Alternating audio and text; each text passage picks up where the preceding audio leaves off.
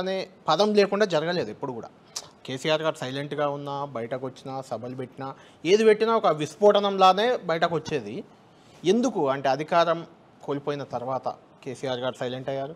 కేసీఆర్ గారు సభకు రావాలంటూ రేవంత్ రెడ్డి గారు పదే పదే ఎప్పుడు వస్తారని వెయిట్ చేస్తున్నారు.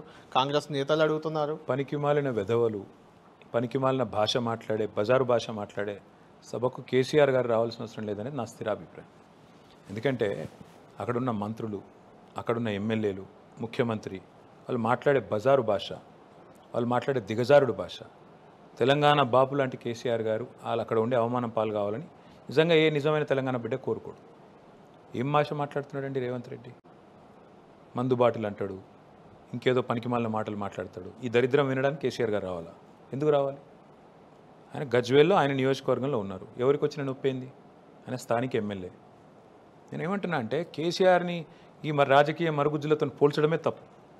పేరుకు ఆయన ముఖ్యమంత్రి కావచ్చు, ఎవరైనా చూస్తున్నారు ఆయన ముఖ్యమంత్రి లెక్క? ఆయన సొంత పార్టీ ఎమ్మెల్యేలు చూస్తున్నారు ఆయన ముఖ్యమంత్రి లెక్క? ఆయన సొంత మంత్రులు చూస్తున్నారా?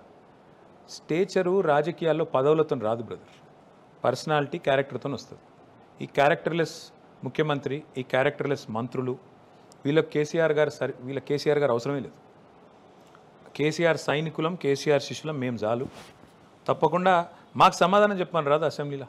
మాకు మైక్ కట్ చేయకుండా దమ్ముంటే కేసీఆర్ తయారు చేసిన సైనికులం మేమే ఎక్కువ ఆయనకు. కేసీఆర్ అవసరం లేదు. కేసీఆర్ గారు ఎప్పుడు రావాలో అప్పుడు వస్తారు. ఆయనకి ఎవరు చెప్పాల్సిన అవసరం లేదు. మీకు గుర్తు చేస్తూ ఉన్నా బ్రదర్, కొన్ని సందర్భాలు వస్తాయి. దేశ రాజకీయాల్లో చాలా చూసినాం. ఎన్టీ రామారావు గారు నేను 5 ఏళ్ల పాటు అసెంబ్లీకి రానని వెళ్ళిపోయినారు. కరుణానిధి గారు చేసినారు, జయలలిత గారు పోయినారు. పోయిన టర్మ్లో చంద్రబాబు నాయుడు గారు కూడా నేను ఓ దశలో రాను అని చెప్పే పరిస్థితి. ఎందుకంటే రాజకీయాలు అట్లా తయారైనవి అరాచకంగా. అందులో ఇట్లాంటి బజారు భాష మాట్లాడే ప్రభుత్వాధినేతలు ఉన్నప్పుడు తప్పకుండా కేసీఆర్ గారు తీసుకున్న నిర్ణయం కరెక్ట్ అని తెలంగాణ సమాజం కూడా మీరు పోల్ పెట్టండి, ఆమోదిస్తుంది.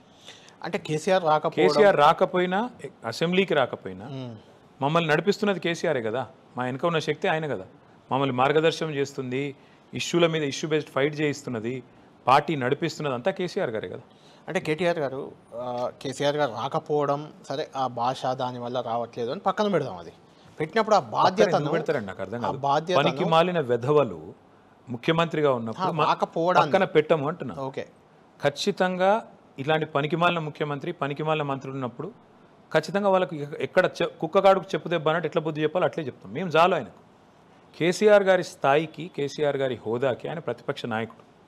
డెఫినెట్గా మాకు డైరెక్షన్ ఇస్తున్నది ఆయనే, ఏ ఇష్యూ టేకప్ చేయాలో చెప్తున్నది ఆయనే, ఏ పోరాటం చేయాలో చెప్తున్నది ఆయనే. తప్పకుండా దాన్ని అట్లే కంటిన్యూ చేస్తాం.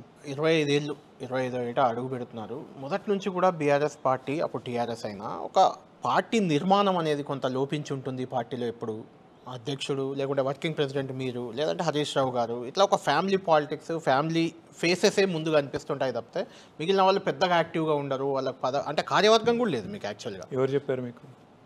పార్టీ కార్యవర్గం ఉంది, జిల్లా పార్టీ అధ్యక్షులు ఉన్నారు, పార్టీ రాష్ట్ర కమిటీ ఉంది, నియోజకవర్గ ఇన్ఛార్జీలు ఉన్నారు. ఎట్లా చేస్తారని అట్లా స్వీపింగ్ రిమార్క్స్?